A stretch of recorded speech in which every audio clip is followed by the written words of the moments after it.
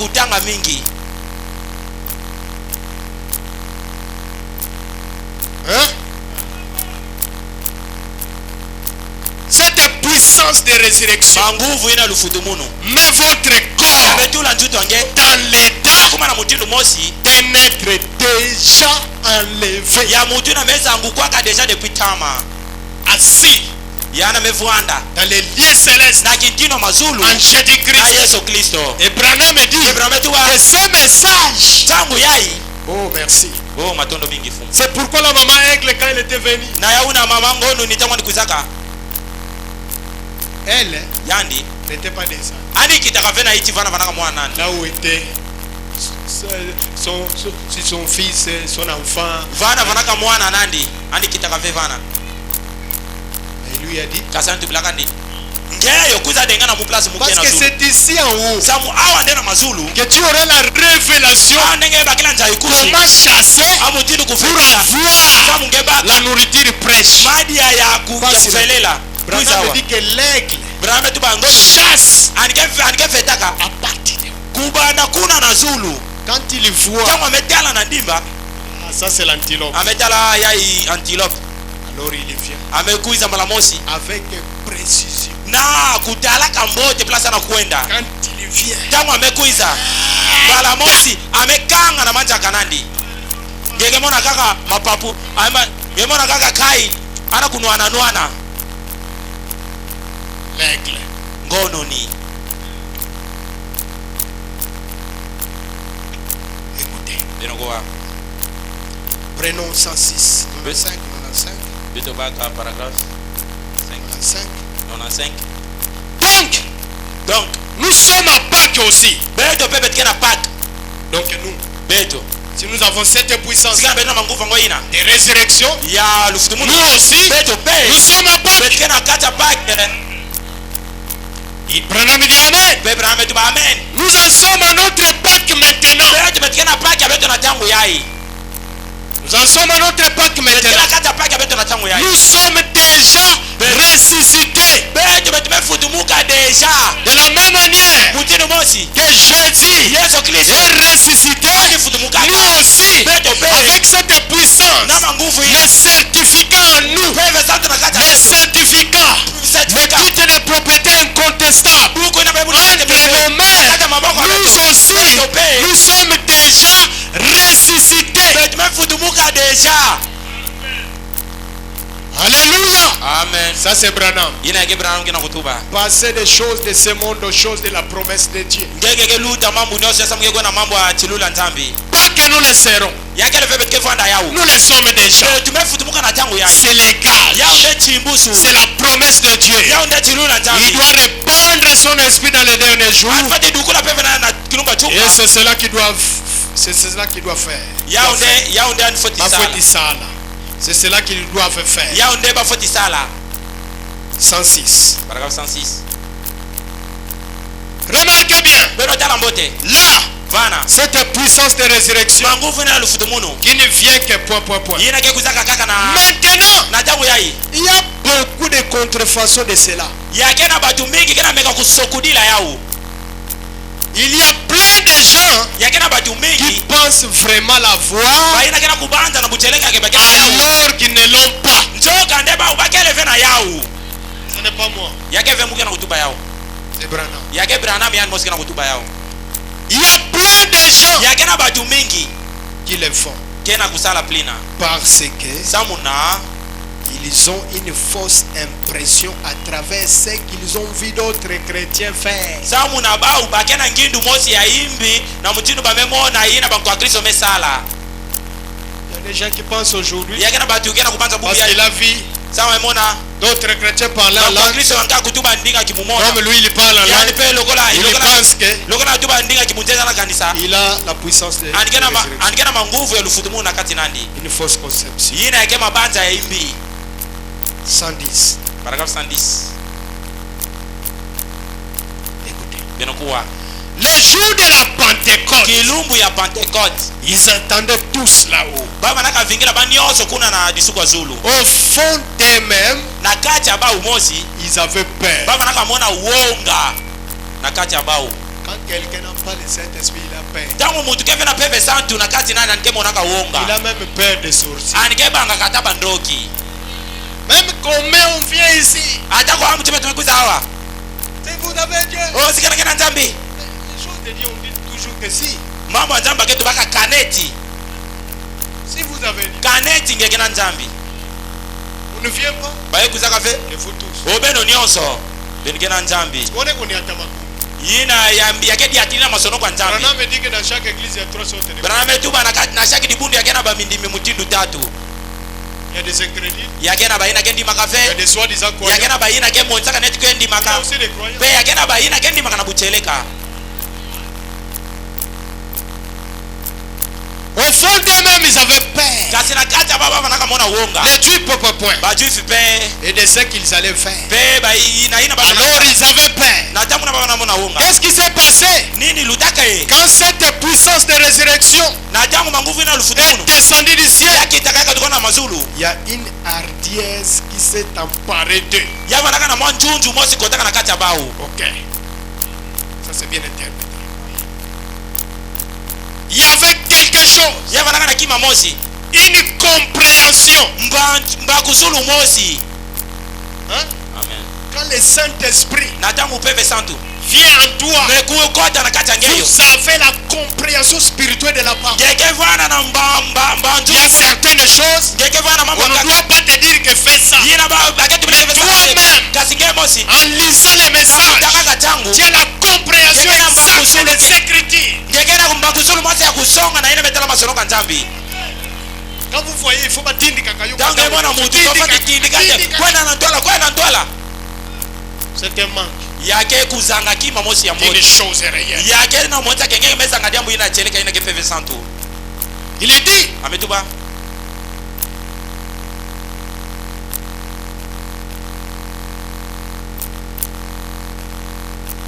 il y avait quelque chose, yava na kima mosi une compréhension, ndo akusulu mosi ambote une assurance ukindusu mosi qui n'avait pas quelques heures avant. yina ba bavandaka vena ntwala bavanda babaka peve santu Donc les disciples, balokoki ils étaient avec Jésus. bavandaka na yesu Et bau ils ont vu Jésus partir. bamonaka yesu Il kumonyaka leur dit, ne prêchez plus ani tubilaka babeni biyadi alonga à Jérusalem. beno kwena vingina muna jerusalem Ils sont allés là-bas bakwendaka kuna avec la peur dans leur cœur. bauonga na kati ya ntima Mais bao quand cette kasi puissance, na tangu peva quand le certificat tangu certificat leur a été donné, santu pesimilaka la bao première des choses, yamba tete la compréhension. mba kusulu baba Ils lukaka pouvaient comprendre ba kumaka na tangu que na le kubakusa baptême ke au kubotama nom du Père, na kuma tata du ya Fils mwana et du Saint-Esprit, santu non, ve Dieu, zambi ça sont des titres, yai yake kwandi bakumbu parce que Dieu samu zambi n'a qu'un seul nom. anikeka na kumbu Il nous a dit, anjubula beto tout ce que vous demanderez en mon nom. yosa ina medikaloma na kumbu amunu Pierre dit, bia tubaka mes amis, bankuni amunu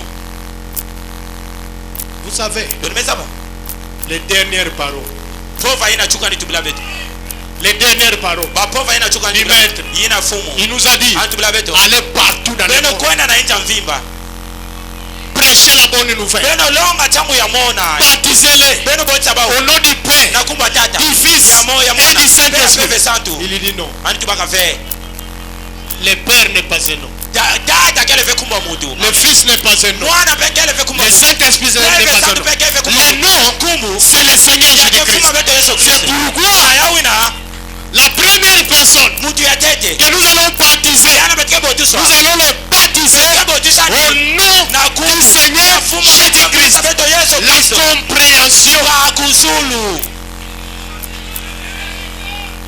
qui n'avait pas quelques heures avant, yina bavanaka na uvena ntwala babaka peve santu il savait bazabaka qu'il était mort. ke yana ndikufuaka Il savait bazabaka qu'il était ke ressuscité. Kristo futumukaka Il lui avait parlé en chemin. basolaka naye ndi na njila Mais kasi est-ce que c'était pour eux?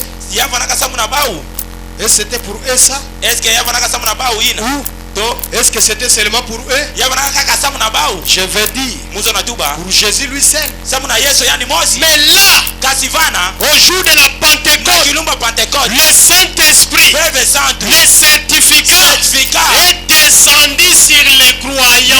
yaki itaka yakotaka na kati ya bandimi Cela vana nde les a rendus participants de sa résurrection. yao nde kumisaka bao mosi na batu baina ke futumuka Cela les a rendus participants à sa communion. yao nde kumisaka bao mosi na batu na lubundunu Le Saint-Esprit tweve satu est venu ya kuizaka leur confirmer kumisaka bao qu'ils allaient ressusciter. bazo naka futumuka Parce que là, samu vana ils ont ressuscité potentiellement afutumukaka na manguvu en nyonso passant na kulutaka de l'état de na lâche mutinu mosi ya bamvoka à celui de brave.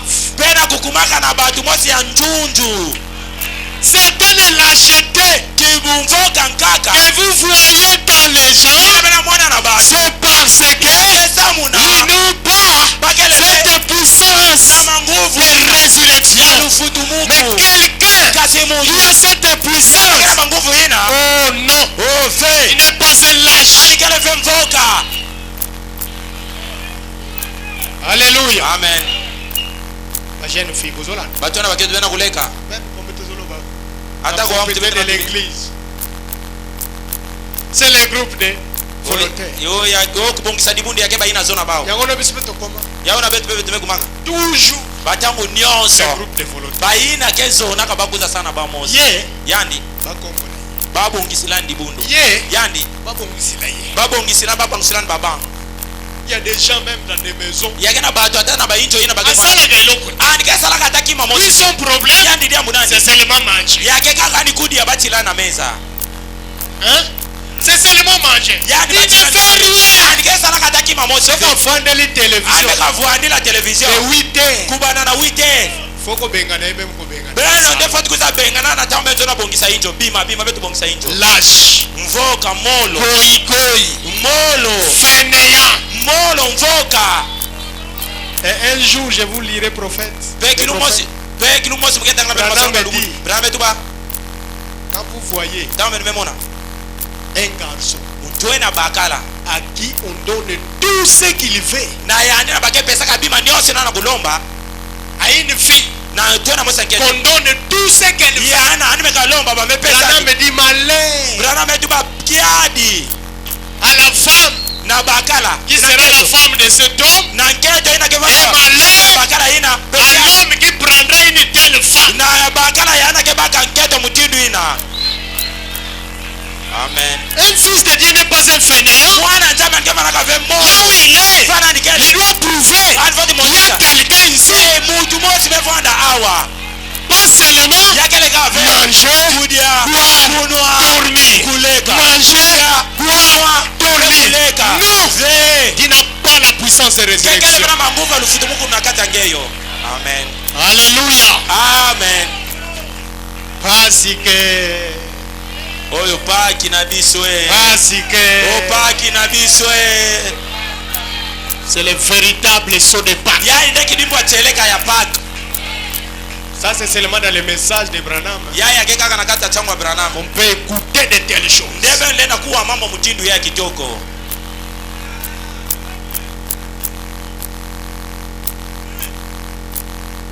J'aime vous dire, Bemo mgezo nanga mikutubla beno. Mundu pemwe mona yacho nive. accepter la formation. Kundi makulonguka. Ce que mon dit, alingaka te, Gebe- azolinga camoufler. Gebe Pour kama mutu. former ye, alinga sana non. Gebe kama mutu zona fielu muka kuluta yana kena longisa ni ve. Pourquoi? Sana ninga zona fielu muka kuluta ndi. Eh, uzuwanga na maître. Gena kuwanga na longisa ngeyo. Maître bawanga na kayete. Longisi bage wanga na kandi ve. Maître bawanga na kayete. Longisi bage wanga na kandi ve. Même quand nous étions, il y a un monde quand même enseignant. Yaona benike mona kata ban longisi. Pona nino mona kambongo. Sana ni benike mona kambongo. Oyoka ka batu nyonso balobaka. Nge mona batu ngetu bambongo. Na kiomba balobaka nini? Na kiyombo betu bani. Bima bifwe mina. Pourquoi? Samu na nini? Parce que les enseignants, Samu ba longisi. ils ont droit à réclamer ça. Bao bakena yisha kulomba mbongo bao. Parce que c'est eux Samu yake qui bao. ont formé presque tout le monde. Bao nde longisi. Maintenant, comment vous les négligez? C'est pourquoi les enseignants aiment Na l'argent. yauna ba longisi bakezo na kambongo. Ils aiment l'argent. Bakezo na kambongo. faut avoir du respect. beno foti sikisa Et il faut reconnaître penge foti bakusa ton maître. mlongisa ngeyo.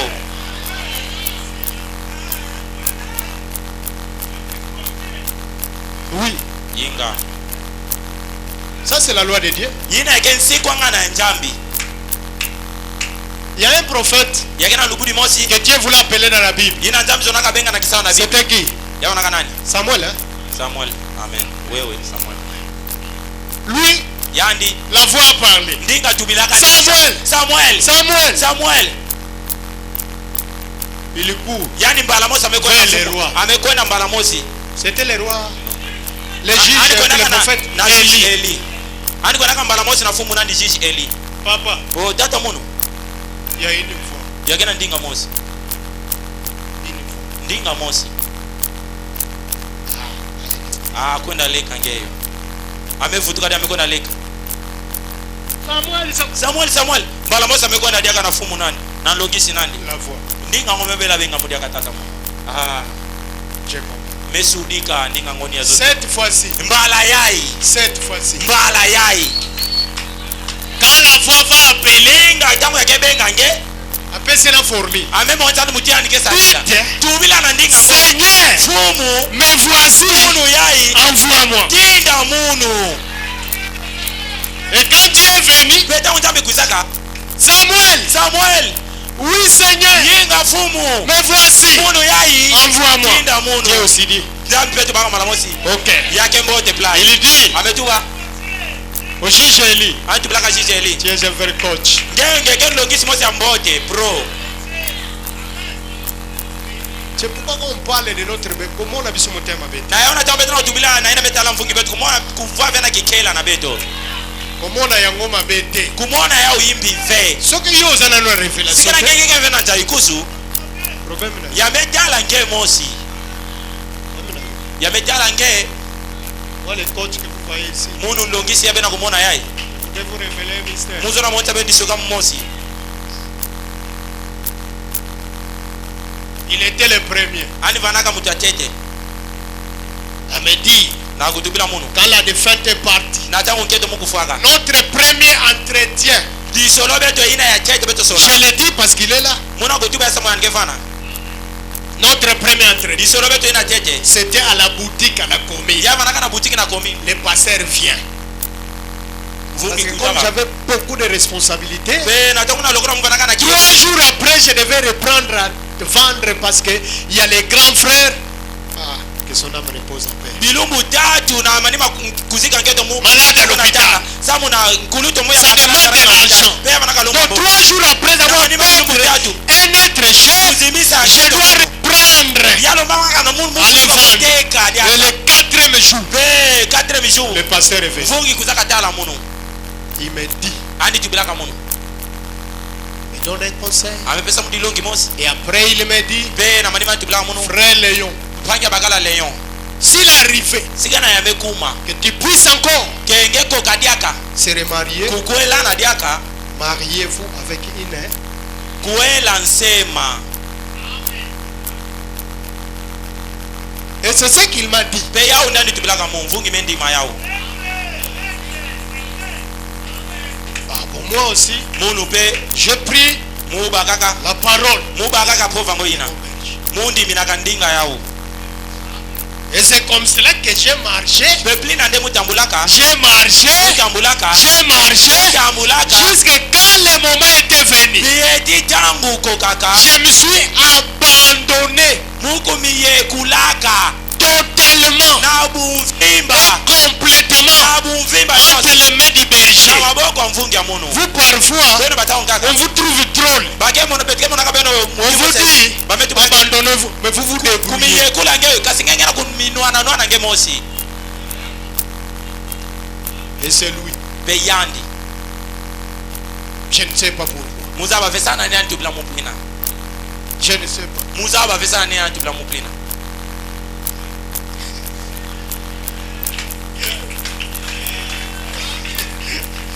Branham me dit, Rana metuba. ta révélation, Taikusa nge. garde ça. Lunda ya samu na nge mosi na mezaba yao.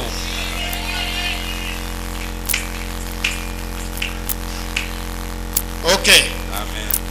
111. Paragraphe 111. Nous aimons parler des choses parce que parfois on aime dire ça quand il est vivant. C'est notre force. Parce que s'il arriverait que lui il était parti. Et que je vous disais ça. Est-ce que les gens allaient quoi? Mais pasteur, je ne sais pas si ce que je dis c'est mensonge.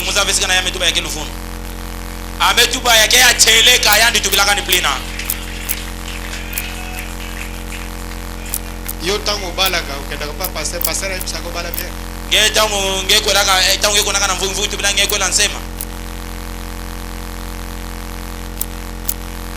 aujourd'hui, les gens sont dans la confusion.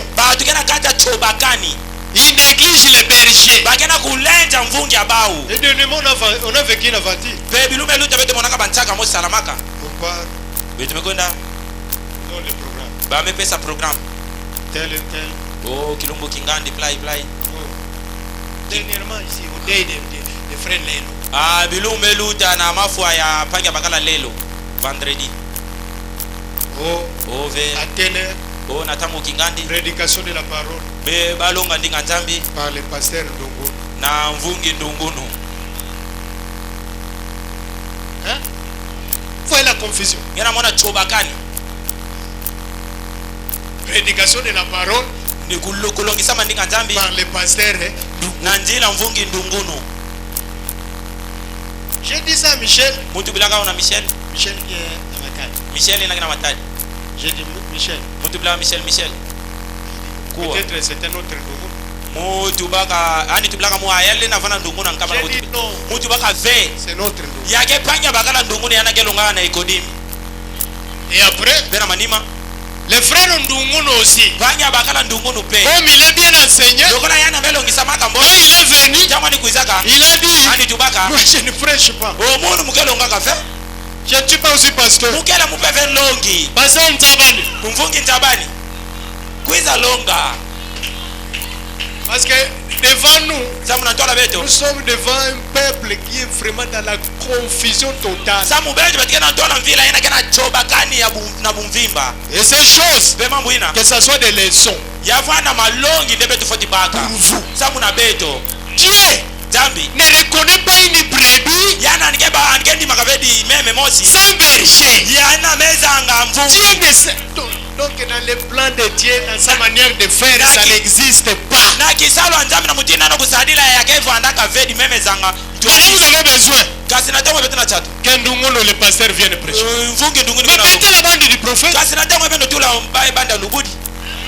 À l'hôpital central, mettez la bande du prophète.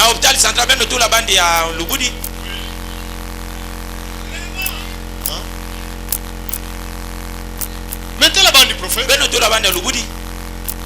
Oh, les obsèques de la sœur. Oh, kuzikama ya pangi anketo. Atamuna bitumeko. Que le Seigneur fasse. Oh, fumosa kuna beno. Aujourd'hui nous allons écouter. Bubu yabetike kwa. Naba tubazana barbe. Naba tike vana bageke tuba Ayayi nini dia? Oyo nini lisusu oyo? Ha? Yayi nini dia? Oyo lisusu nini? Oh non prophète naba. Oh, lubudi abagena kulonga na cassette. Baba tubaga foku futela Branham na che. Bango balobaki tozongisa Branham na etelo. Kulonga liaga ve. Baba batei balonga lisute. Po Branham yemo. Po Branham yemo ko aya koteya. Wana beno zega kwa diba. Natango bokata na bino bango bokata bandi wana. Azo d'Israël. Bagena kuvuvula beto pamba. La prédication même un prédicateur est là, les gens ont des difficultés à écouter. Ilongi atako tulongi ndeke na kulonga ya batu kera kumona pasi sana. Mais vous allez mettre une bande. Bosi na tango na beno tula bandi ya lubudi. Yake vana bapongi na bapongi. Et ça vous enseigne. Pe ya longi sa beno. Et te ya bino. Ya longa beno.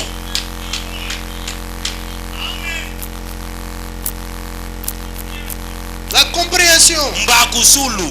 Ça vous donne une compréhension. Mbakusulu mosi ya mbote. Nous sommes dans 111 hein. Tout est dans 111 hein. Déjà. Écoutez. Beno quoi? Le Saint-Esprit est venu leur confirmer qu'ils allaient ressusciter.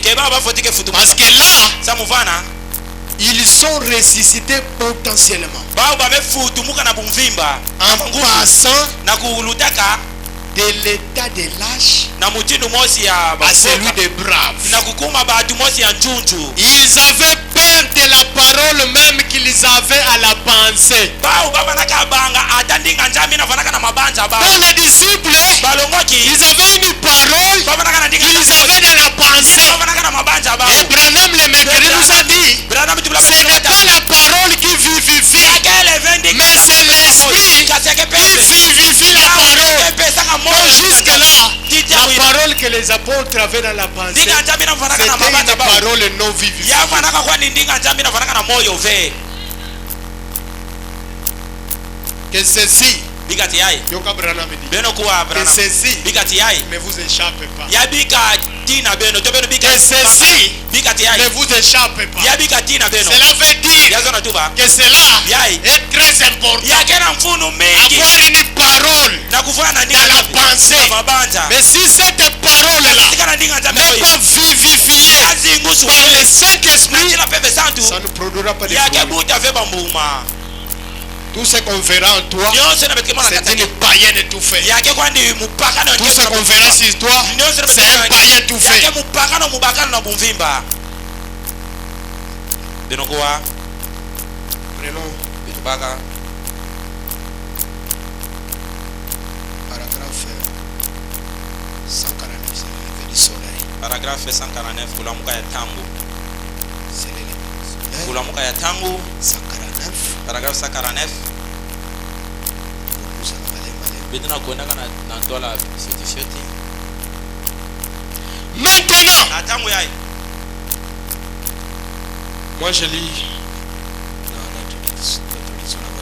mona kutanga na Maintenant, vous lisez là-bas. na tangu yai Vous qui, beno ina autrefois, bambalankaka vous vous promeniez avec un énorme cigarette à la bouche. ngevanaka tambula na chunga ya nene na ino angeyo beto tanga kaka awa Bien, bote vous qui autrefois beno ina bambalankaka marchez avec un très gros cigare aux lèvres beno ina vanaka tambula na chunga nene na inwa ou un paquet de cigarettes to pake mosa cigarette na poche et tout. bebi manioso ina Et vous, bebeno femmes, keba ketu qui autrefois ina bambalankaka portiez des cheveux courts, vanaka zenga bachuki portiez des culottes, baina vanaka vuataka bakupe vous maquilliez to kupetikaka babote et be vous conduisiez mal beno vanaka kumitwadisa na mtimo sa imbi et tout. be nyonso ina Tout à coup, na mbala mosi quelque chose a poussé. kima mosi imenaka Et voici, quelque chose a poussé un cri. kima mosi yamikinaka Vous avez regardé beno talaka et voici, betala c'était la parole. yavanaka ndinga nzambi Vous voyez, tena kumona elle a vivifié votre point. yazingisaka Vous avez dit, beno tubaka pour moi, samuna munu plus de kilos, mukesala vata dia ve bakupe plus d'alcool, mukesala kuna dia ve malavu plus de mensonges, mukesala funa dia kafe plus de vol, mukesala yiba dia kafe plus de ceci, mukesala dia kafe yai plus de cela. mukesala dia kafe yi Voyez, tala l'esprit peve qu'il a ressuscité yina futumuna entre les morts, na kata qui yimba habite en vous, yina kina vana kata nge soumettra aussi vos corps mortels yakenda ata pe tutonge la poussière de la terre. ntoto yaya ntoto Vous voyez, tena kumona qu'est-ce nini la soumission à quoi? kutumamana na nini À Christ. na Kristo Qui est Christ? nani na ke Kristo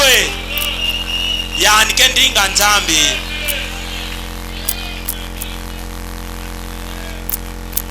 Tu as le Saint-Esprit, ngena peve santo mais tu n'as pas la soumission. kasi ngeke na kutumamana na ntola ndinga Mais nzambi pour que cet esprit-là kasi samu na peve na kota entre en Jésus, na kata Yesu l'esprit peve devrait trouver Jésus-Christ dans un état d'obéissance. yafo tike kuza parfaite. kutana Yesu Kristo na kutumamana na bumvimba na ndinga nzambi Et toi, quand tu vois la parole, penge tangu yemo na ndinga nzambi tu dois dire yefo tetuba fini imeni les kilotes, bakiloti mukesala Fini. bakupe imeni les tabac, mukesala kuna dia fini mema les imeni cartes, bukubula ba Fini. carte imeni qui nous battent. kiteli melemba yao Mais dites-moi que ces choses-là pengine mona bima inyosi sont encore là.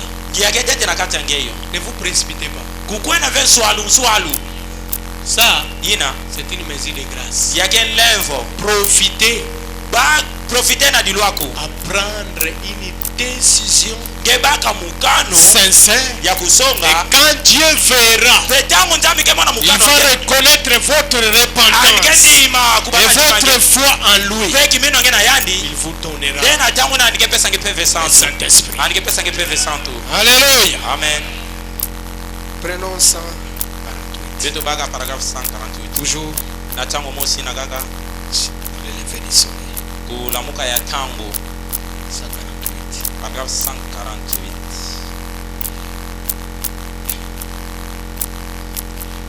Qu'est-ce que cela fait? nini yao yana kusale Écoutez bien beno maintenant, kuwa mbote na tango yake afin que vous compreniez. samu beno sudika Et je voudrais que cette Pâque pemuzona ti paki yai ait pour vous, yavanda samu na beno je voudrais que cette Pâque muzona paki yai ait pour vous yavanda samu na beno plus de signification que toute autre Pâque jamais fêtée. mfunu mingi kulutila bapaki nyose na beno beno mefeteke Maman, bozolanda. bamama beno kulandakana munu Peut-être déjà makanisi kende ki.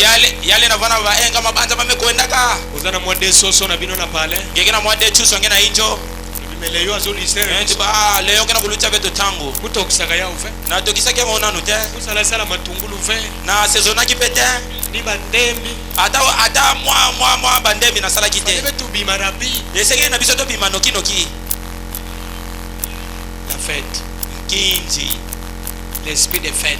ipeve ya imbi ya nkinji Le Branham te dit. peprana metu na Cette Pâque. bika tipaki yai La parole de Dieu dinga nzambi ne vieillit jamais. yakenu na kave Quand elle parle, yango yana kutubila prenez cette parole au présent. baka jambo ngona kilumbu ina ngina kuwa yao Que cette Pâque bika tipaki ya buku soit vraiment significative yavana na mfumu que toute mingi autre Pâque jamais fêtée. yutila bapaki nyose na Voyez. bena kumone J'aimerais que vous compreniez cela. munu tata munu yakele beno sulika yai Nous savons ce qu'elle a fait pour lui. betumeza aba ina yana ni salaka samu na yandi Il passé qu'à salaka samu na ye. betumeza aba ina paki salaka samu na yesu Mais j'aimerais que kasi muzona vous compreniez cela. beno sulika yao Non pas ce que ça fera. muyakele ve ina yake kuza sala Ça a déjà fait la même chose pour vous. yamesala jambo mosi na tangu ya samu na beno Voyez, bena kumona qu'est-ce qu'elle fait?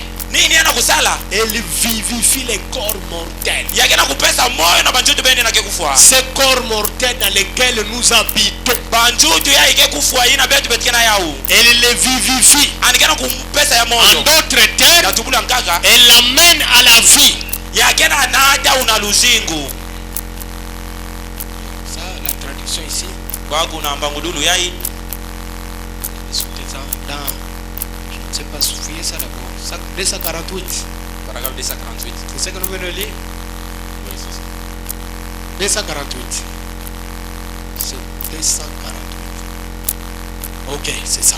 yao yai Et lorsqu'un homme dit qu'il y croit la parole, betangu mutume tu bakeyana na ndimi na ndinga nzambi et qu'ensuite le Saint-Esprit vient, pe na manima pepe santo mekuza kota na yandi c'est le titre incontestable. yao nde buku na bakebulaka tembe ve C'est le titre yao incontestable. nde buku na bakebulaka tembe ve Et cela beina vous donne les droits. yake na kupesa nge iswa Lorsque vous avez ce titre incontestable na tangu ngenge mebaka buku na bakebulaka tembe ve qui établit que chaque centimètre de cela vous appartient yina kena kutubila ke ntoto mvimba ke et yangeyo que tout ce qui est là-dedans vous appartient. nyonso ina kena kata ntoto ngo yake yange Amen. amen Frère Branham me frappe sur la chair 3 fois. kwamba na mebula ntala mbala tatu Et cela pe yao nous donne le titre incontestable. yake na kupesa beto buku na bakebulaka tembe ve Lorsque le Saint-Esprit vient, na tangu pepe sur santo ce mekuza titre de propriété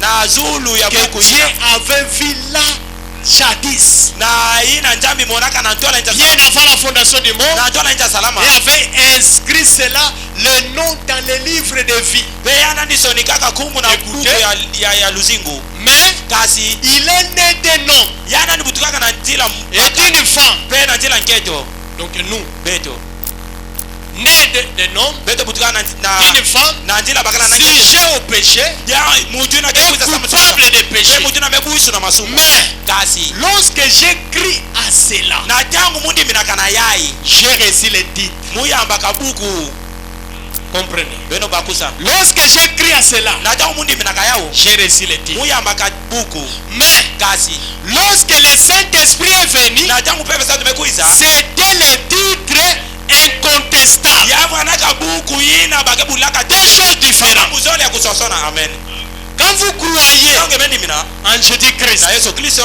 c'est le titre. ngemebaka buku kaka ya pamba Mais ce titre-là, kasi buku yina on peut contester ça. bale na kuza nuanisa ngeyo na kufanaka na buku yina Mais le titre kasi buku est incontestable ya bakebulila quand unje le Saint-Esprit mupepe sa vient. tumekuiza na ngeyo Vous suivez? amen Lorsque le Saint-Esprit est venu, na tangu pepe sa tukuiza c'était le titre incontestable ya kumaka buku na qui bebulila établit tout ce qui était à ma charge. yina kokisaka bima nyonso na kena iti ya kiyekwa munu Que ça soit ma mère yavana mama munu qui a fait cela, to anisala plai ou mon père, to tata munu ou ma grand-mère. kaka mu ya nketo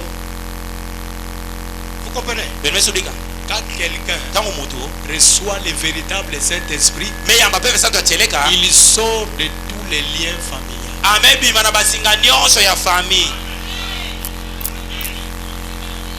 amen Même si atako votre famille est maudite, ibuta beno ya kusingu mais comme toi, kasi lokola tu ngei as le titre de propriété ena incontestable, buku na bebuli ya tembeve mon frère, panya munu cette malédiction-là bachingulu ina dibuta beno ne te concerne pas. ya jala ngeyo ve Mais si tu n'as pas le kasi Saint-Esprit, sikana ngeke vena pepe santu cette malédiction-là, chingulu ina yamekanga pengeyo amen. amen Retournons. Tendons vers la fin. Peut-être 4 citations, 4 paragraphes. etanakwenda nachuka be Prenons maintenant les paragraphes 147. beto kwenda na paragraphe 147 leso de pake Le son de Pâques 149. limbo pake paragraphe 149 Frère, pangi cette puissance de résurrection manguvu ya lufutu munu est tellement important. yao yakena mfunu Si mingi vous-même vous miroitez dans la parole sikana ngemo singeve et kumijala na que vous voyez ndika que vous en avez pas, penge memona ngeke vena pepe santu prie Dieu. sambila mingi ntambi S'il y a des choses, sikana kena mambo parce que vous savez, sabenemesa ba la repentance, kubala ntima c'est avant de croire. yakena ntwala ngendima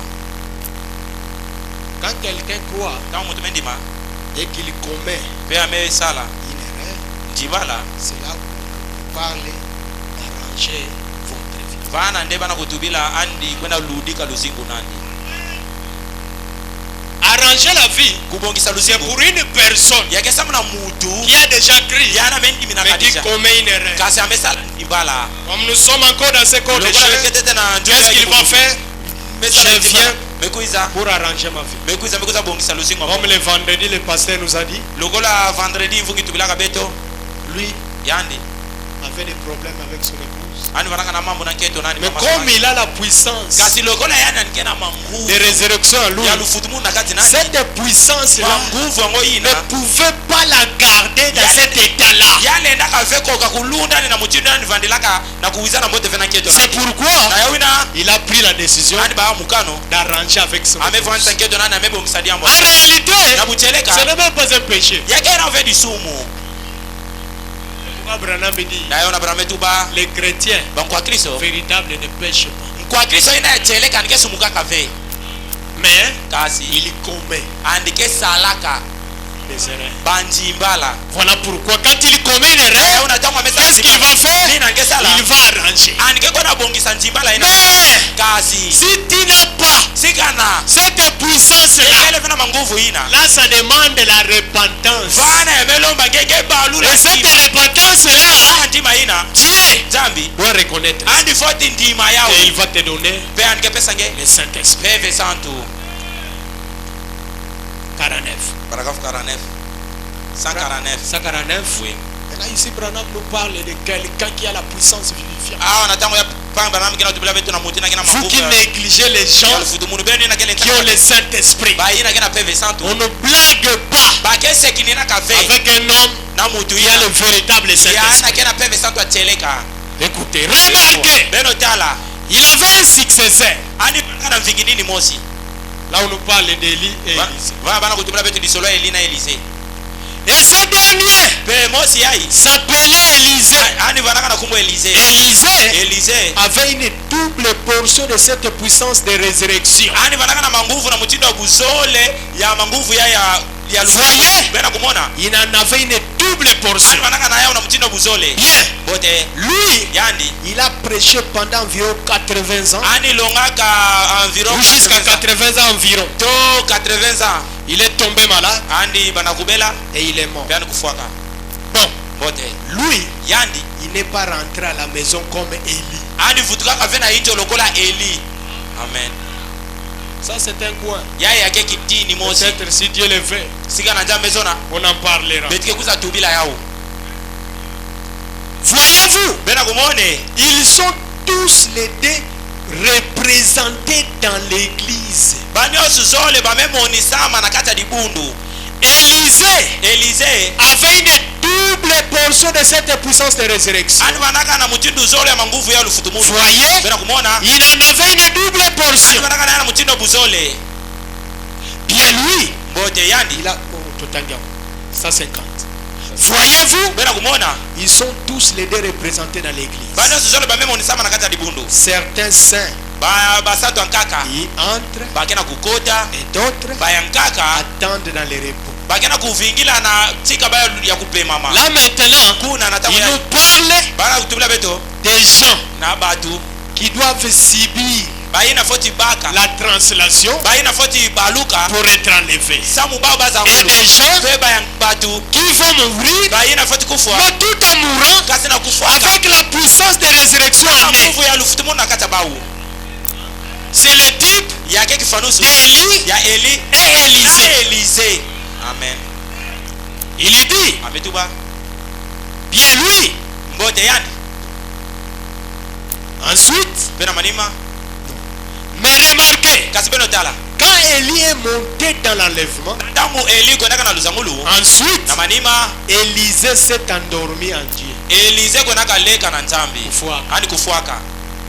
Élie est parti vivant, mais Élisée est tombé malade et après il est mort. Élisée s'est endormi en Dieu, rempli de la puissance de résurrection. Regardez la prophétie qu'il a donnée juste avant de mourir. Voyez bien, je vais vous montrer là. Peu m'importe que vous soyez mort ou que vous soyez, cette puissance de résurrection ne s'en va jamais. Est-ce que vous avez saisi? Exemple. Même si vous apprenez que le pasteur Bruno est mort, la puissance de résurrection ne s'en va pas. Cette puissance de résurrection va avec lui jusqu'à la tombe.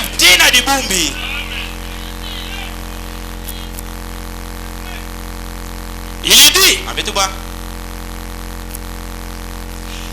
des années après sa mort,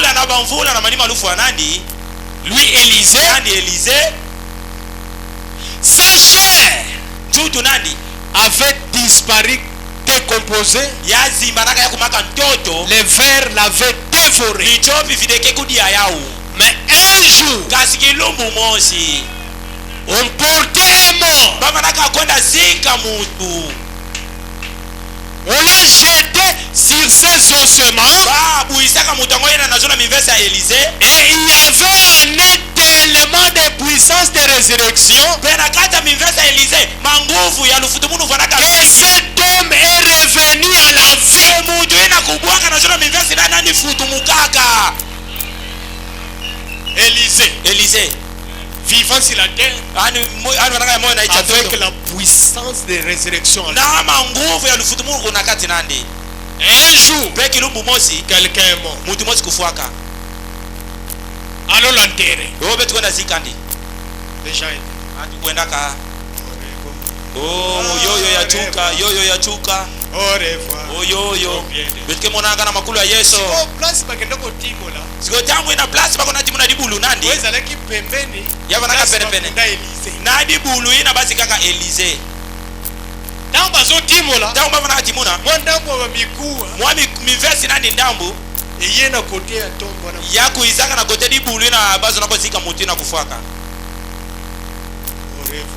oh yoyo ya chuka oh yoyo oh yoyo betike monana kana makulu ya Yesu baimba kama njutu parce na kala bando tsana ba cercueil samu na tamba banaka saraka veba ba cercueil baba naka zinga ya kaka bitende bamezinga ya bitende babeko bameloza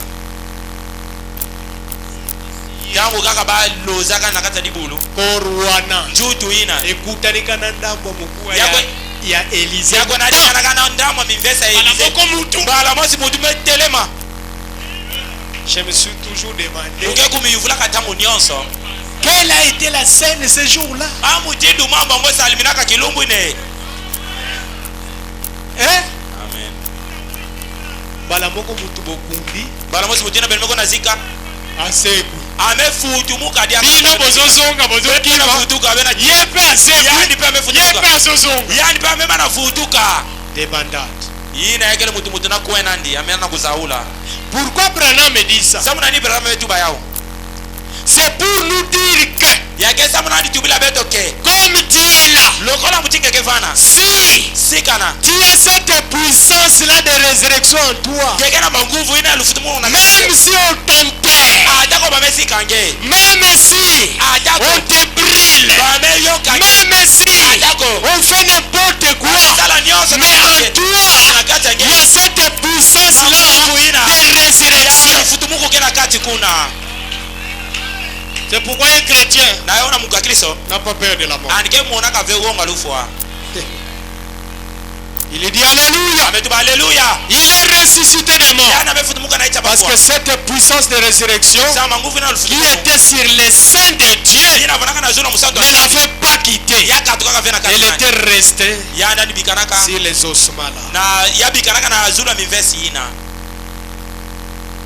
52b. Écoutez. Quelle espérance pour un homme âgé comme moi. L'Abraham parle de lui-même. Quelle espérance pour un homme âgé comme moi. Alors que je vois ma fin approcher à 56 ans. Branham savait qu'à 56 ans. Branham izabaki na 56 ans. Anike kwenda nani anike kufa nandi. C'était en 1965. Ah be awa yavo andaka na 1965 ni le mois d'avril. Na mois d'avril, le 10 avril. Et le mois de décembre. Be na mois de décembre ani kufuaka. Quelle espérance! Oh, nzingulu nini ya? Pour un homme âgé comme moi. Alors que je vois ma fin approcher bientôt à 56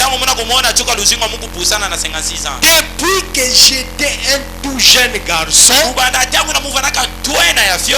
je suis resté debout. Je suis resté debout ici à essayer de proclamer ceci. Mais je sais qu'en moi, pas que j'ai quelque chose de bien, pas à cause de quelque chose que j'ai fait, mais il y a en moi cette puissance de résurrection. Branham, il témoigne que lui, en lui, il avait cette puissance de résurrection.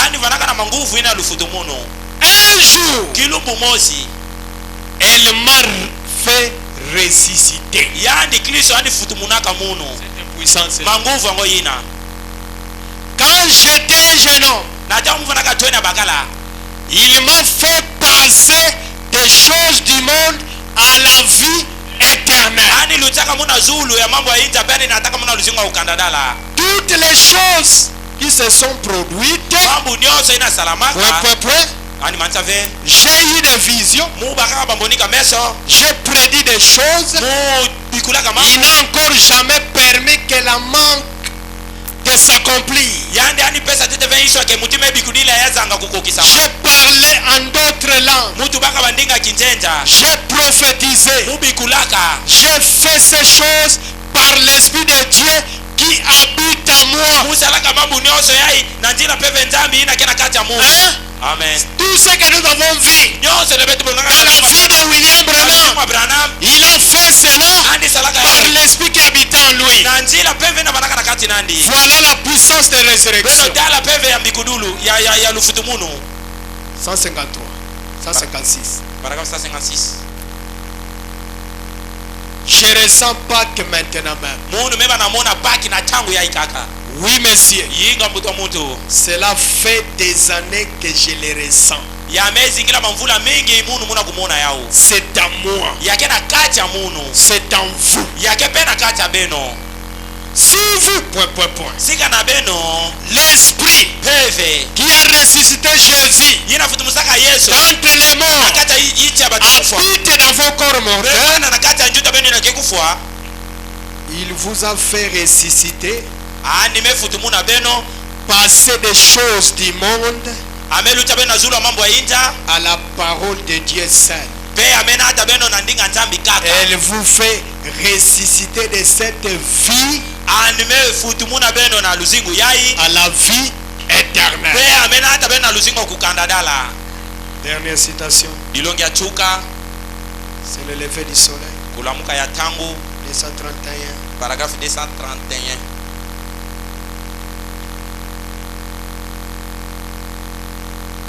Nous terminons. bitikemanisa awa Maintenant, regardez. na tangu ebeno tala Comment pouvez-vous dire que cet esprit habite en vous? amutindu beno beno lenda tuba ke peve yake na kati ya beno C'est la dernière citation. ya yake dilongi ya chuka Tolanda yango bien. leto landa ya mbote mbote On vient de parler de la puissance de Jésus. bitumeka tukutubila na ene metala malo manguvu ya lufutumundu Branham ya yebisi biso ke puissance wana Branham tubila betu manguvu ina yazalaki na. Branham yanda nifanaka na yao Siko biso. na tangu ya ibeto Ndenge nini okoyeba ke amutingekeza bila ke puissance ngo ke manguvu yango ina ezakati. yake na kati ya nkeyo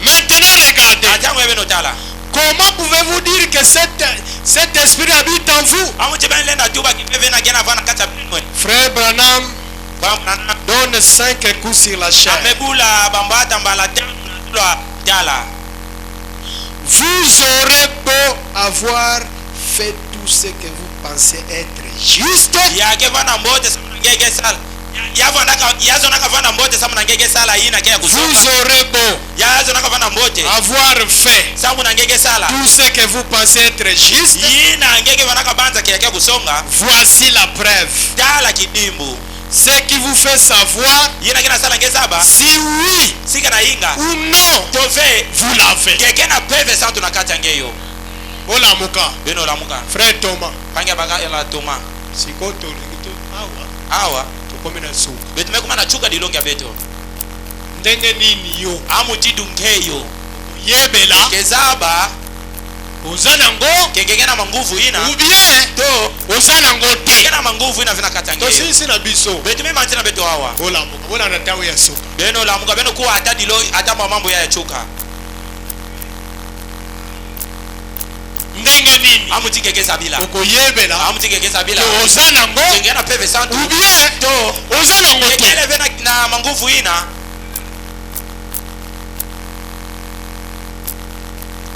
J'écoutais quelqu'un qui suit. beno ngena kuwa mutu ina kina kulanda kana Alobi pesa. ametuba kwenda na dola pesa betu betukuwa Si l'esprit sika na peve qui était en Christ yina na Kristo est en vous, tena kati yange il vous vivifie aussi à la parole. yani anikenziingisa pe na njila ndinga nzambi Virgule. kinduika Car ta samuna Kristo est la parole. anikendinga nzambi Et si au contraire, pesika na yao yana kutelimina il vous vivifie yakena kuzingisa beno pour vous éloigner de la parole, yana tabeno tama na ndinga nzambi alors na tangu ina ce n'est pas l'esprit de Christ. yake ele vepe vya Kristo kina kusata beno pia. Est-ce que vous suivez? Amen.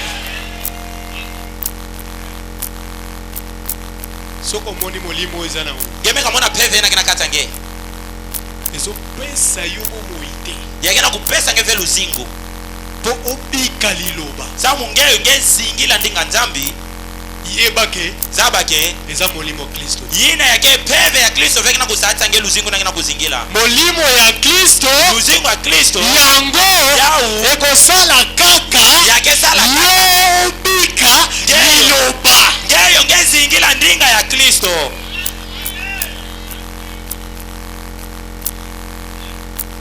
Asilicite. ani mantave N'importe ce que vous avez pu faire. ataka nyonso ina ngenge sala yake na mfunu ve ina ngenge salaka Pranama le bien tala mu. betuba yatala mu ve ina ngenge salaka Même soko guéri. atako ngenge mebeluka O prier pona mutu. geme sabla samna mutu Akufa seku. yana kufoka pe amefutumuka Pranama lobi. brame tuba Wana ezana ngo preuve tezola kisanga ke esprit wana ya Christ ezana you. yina yakele kone veki dimbu yina kina monta muke kipeve na Kristo kina katange Mais kasi soki eza kati na yo singina kina katange vi na yo luzingu wange na liloba nandinga nzambi marche o betike tambula amen ala diboko na dipoko Saint-Esprit peve santo au-dessus des bruits. na zulu aitwa Bruno Mbabu Ce n'est pas la danse, yakele ve kaka makinu kaka ce n'est pas la musique, yakele peve mutindo kuyimbidila mais la vie kasi luzingu vivifiée luzingu na mepesa mepesu moyo qui te donne yina kina pesa nge la force ngolo de vivre la parole. isamu ngezingila ndinga nzambi Et lui, il vous dit, pe yana metubila moi, beno Branham, munu Branham toute ma vie, luzingu moya mvimba c'est ce que je dis. yawe na ndemu vandaka kuzingila na luzingu ndinga nzambi N'importe ce que vous avez pu faire, yakena mfunu ve ina nyonso benu salaka tant que cela ne vous aura pas dirigé dans la parole, tangu nyonso yau yatwadisa ngeve na ndinga nzambi mes brebis entendent ma parole ema munu ke kuwaka ndinga munu et elles vivront de toutes paroles. bau bakezingila na ndinga munu nyonso Toutes paroles. ndinga munu nyonso Je parlais de ça l'autre jour. mutu bilaka yau bilumbu ina meluta La puissance des résurrections. banguvu ya lufutumuku Et nous avons lu. bebe totangaka Et si vous n'en avez pas, esika na ngenge ke eleve na manguvu ina ngenge futumuka. okosekwa te Parce que pour toi, peut-être que tu vas mourir avant l'enlèvement. samu na ngeye yale na vange kufa na twala luzangulu salama Mais si tu n'en as pas, kasi sika na ngeke vena manguvu ina donc on profite. zaba kenge ngeme kufa ngeme kwendila kimvimbidila Parce que Branham me dit, sambra metuba la mort signifie lufu azona tuba séparation totale.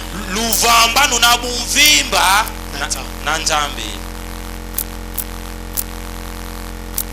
Mon frère, panya muno ma soeur, bapanya moya ketu pe bakala prenons ces choses avec tous les sérieux possibles. beto baka mambo yana kusonga ntima Ne faisons pas les contrefaçons. beto bika sokudila to kulandidila Ba pirate, bapirateri ba Saint-Esprit. ya bapeve santu Vous ne vivez pas la parole, ngenge na kuzingila vendinga nzambi mais vous avez le Saint-Esprit. kasi ngenge na kutuba ngena peve Et santu la parole aujourd'hui, vendinga nzambu buyai c'est ce que Branham a dit. yake yina Branham metuba Dans tout point de vue, na kutalaka mambo nyonso ils ont la makambo mabala, yavana mambo makwela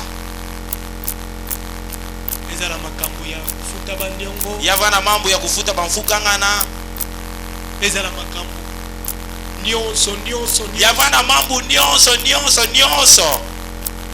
quelqu'un qui a cette puissance Mutu ina kina manguvu ina lufutu munu nakati nandi il vit anike zingila ndinga ina brana metuba. ce n'est pas lui Samu yakele veya andike zinga mais l'esprit kasi peve qui est en Christ ina vanaka nakati ya Kristo lui fait agir. ya undeke na kusadisa ni ina na kusala Vous allez voir bebe nikimona un tel homme, mutu mutindo ina la vie de la parole luzingu andinga nzambi devient automatique. yamebanda zingu na buya umosi Ce n'est pas qu'il faut forcer, yakele vebe nfoti teka kuika ni il faut d'abord parler. C'est C'est automatique. kasi yake na kuzinga na buya umosi Tout ce qu'il fait, nyonso ina kusala si c'est contraire à la parole, l'esprit qui est en lui dit que ça c'est faux. Ça c'est faux. Ça c'est faux. yake imbi amen. Mais quand il voit kasi ngeme kamona n'importe likanise là, dibanja nyonso ina ke kuzina ngena itu ce qu'il faut finga, sikana yamelomba kingege finga ngeme finga pe ce qu'il faut ça la paix au sali. sikana yamelomba ke sala nyamo sa imbi ngeme sala pe Vérifier. sionguni na mbote luzingwa Vérifier. kumi sionguni na mbote Branham dit brametuba baki ya lelo baki ya bubu yai eza la différence. yavana ya kuswaswana Na baki nyonso na babaki nyonso ina betu betu betumelutisaka to betumefeteke zalasi ngeyo vana kundimama ke uzana mulimo na nzambe kati kengenge kena peva nzambe na kata njudo mwana vana kio fandi na dinge mevana nge uzakala ngemevange sui ya butu ya kuiza pipa eya na ya kuiza na mwini benga demino msoba yemba muti bato enja gembilaka nakobangelo mukebanga ataki momosi fe o Yesu samu yesu oya sekwa yana futumukaka oya zongi lelo yana mefutuka bubu wala yai kotalisa samu na kumonisa preuve ya liseko parce que ça c'est la preuve de sa samu résurrection. yai yao ndekela kumonisa ke yana mefutumukaka On n'a pas voulu entrer dans ce coin là beto zonaka betu fe kukota na kitini ina parce qu'on pouvait prêcher même pendant 4 5 ans. samu sino betu zonaka zingila ngolo awa Mais ça kasi yai c'est la preuve de la yao résurrection. ndekela kumonisa kufutumuka ya yesu yake yacheileka Kundima ya kala kikundima ya tama nini ezalaki kosalema nini vana salama nganga nzambe nganga nzambe soki sikana basumuki baye bansumuki na mekuisa banyama na bango na bibulu abao babomi banyama bamekufu abao basimakila bamebaka menga me na nganga nzambe mokonzi na ntango na nganga nzambe il faut akota ani foti kota na makila wana na menga ina na esika eleki bule na chika na melucha busantu elibota pedi buta kote batikalaki kuna bamebika na kanda bitema tima moto tima kembote eske ve nzambe akolimba eske nzambi kelevu kila nani betwe or pardon nzoka nelevo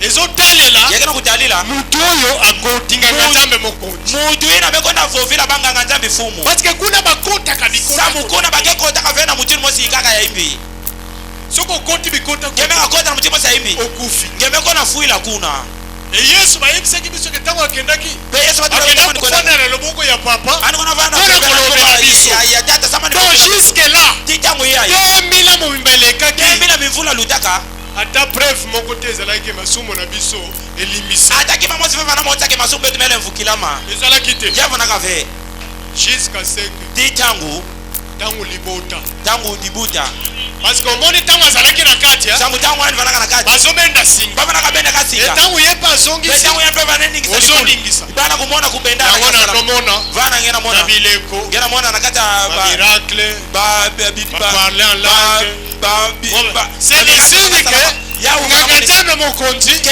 aza na bomo aniketete ya moyo mais peuple kasi mvila posa na ye sato nani vanaka omona nganga nzambe oyo akendaki akoti abima sato nani vanaka ni mwana nganga nzambi nakotaka na elelo bebubu yai yesu akotaki yesu inakotaka na tika kibusantu bamoni ya mati bamona kati memoni ipate eye esingi yamesukandi balobi ka ndenge akoteli bantu bamutika amekondela ndenge akoteli plina pe anikefutukila diaka kola ye paul mekwiza aningisi amebenda singa inakangamaka na likulu ya yesu yesu meningisa anike irene aye irene mekwiza Aningisi amebenda yesu meningisa diaka Azali. o aniketete Kolomba. Azali. anike vana Martin. Azali. anike vana we lidia wesley mais kasi ebongo bolimbisi ya masumu kasi levo sama na masumu mbala moko bala mosi le 28 février le 28 février totala kaka boye kaka mbala mosi yandi amemona na mebima na kinlongo mbala moko tolobi mbala mosi tumetuba c'est élevé yake kulamuka ya tangu. Voilà la preuve de sa résurrection. Beno tala diambu na kana kumuonza kufutumuka nandi. Amen. Amen. Sibowana Na tangu inafana aba mangomba na mabundu abatainja bayebya bazaba ba uya uve kwa masumu na bango samu nani masumu ba u bazana ngoka bakekaka tete na yam